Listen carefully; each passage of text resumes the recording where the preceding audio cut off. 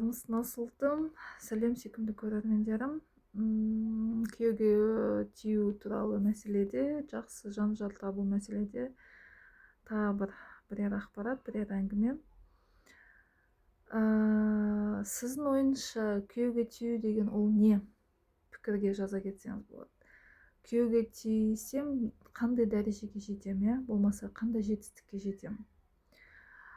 Күйеуге тию деген ол байлық, ол мансап, ол мұрат десеңіз, егер сондай пікіріңіз, сондай түйсігіңіз, сондай санада болсаңыз, сіз құлшылық санадасыз, сіз өмір бақи оның құлы болып өтесіз еркектің, егер сіз оған дайын болсаңыз.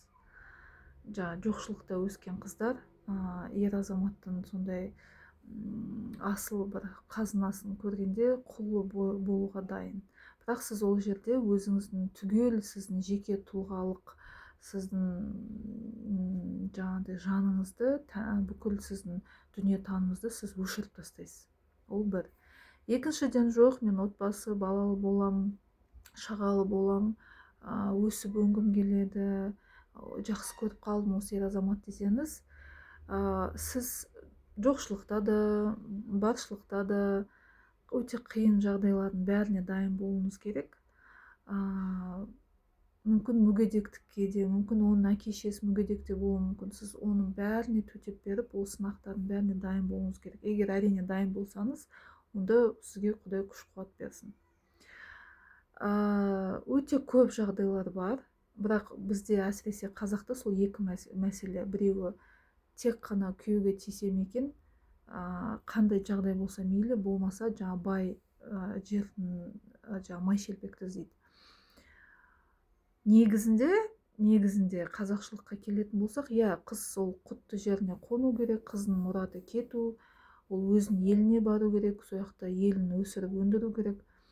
Бірақ күйеуге тию деген, ол сізге бұл жерде күйеу емес сізді адам қылатын, күйеу емес сізді ана қылатын, күйеу емес сізді әйел жасайтын, күйеу емес сізді керемет сіздің мәртебеңізді көтеретін. Ол сіз, жаным сол. Сіз өзіңіз өз өміріңізді жасайсыз. Сіз өзіңіз қай ер азаматқа тиюді таңдайсыз. Сіз өзіңіз қанша бала тууды таңдайсыз. Сіз өзіңіз әр перзентіңізге қалай қамқорлық жасауды. Сіз әрине өзіңіз. Сізге күйеу керек пе, керек емес пе, ол да сіз өзіңіз шешесіз.